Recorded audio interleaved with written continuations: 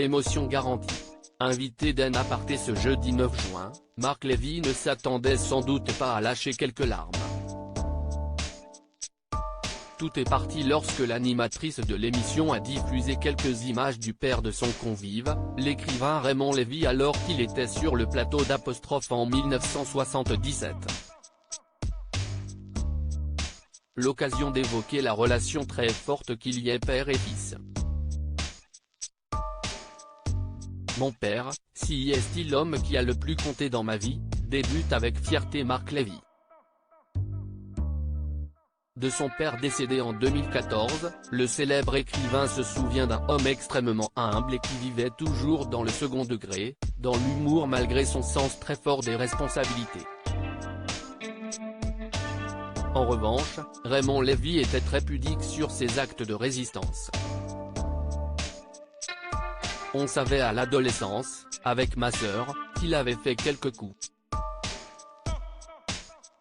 Qu'il était du bon côté des choses. Mais il avait tellement peu parlé de son passé de résistant qu'on ne savait pas le dixième de ce qu'il avait fait, des risques qu'il avait pris et de son engagement, regrette l'homme de 60 ans. Ce qui ne lui a pas empêché de vivre des moments très émouvants avec son père. Si est-il pour ça d'ailleurs qu'il me manque tellement aujourd'hui. Ces conversations me manquent horriblement, lance-t-il la gorge nouée, s'interrompant du fait de sa vive émotion. Et de reprendre, il n'était pas imposant, au contraire, il n'était que générosité et qu'accompagnement. Ce n'était pas un homme qui jugeait. C'était un homme qui vous écoutait. Papa, il essayait de comprendre, jamais de juger. Et je lui dois des choses essentielles dans ma vie. Telles que la tolérance et la solidarité. Marc Lévy, mon père avait ce sourire incroyable qui soignait toutes les blessures. Marc Lévy raconte qu'enfant, il a souvent été victime d'insultes antisémites.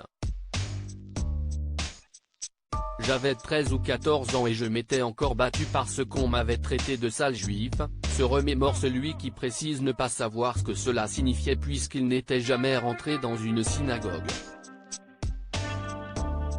Ce jour-là, il a donc demandé à son père ce que voulait dire être juif. Il voyait bien que j'avais pris un coup sur la figure et il m'a regardé avec ce sourire, il avait toujours ce sourire incroyable qui soignait toutes les blessures du monde.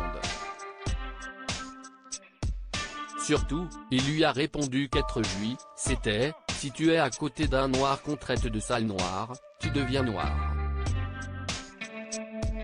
Si tu es à côté d'un arabe qu'on traite de sale arabe, tu deviens arabe. Et si tu es à côté d'un bleu qu'on traite de sale schtroumpf, eh bien tu deviens schtroumpf, mais en aucun cas tu ne laisses passer ça. C'était ça mon père, conclut avec fierté Marc Lévy, qui doit sans doute faire son maximum pour transmettre ses valeurs à ses propres enfants.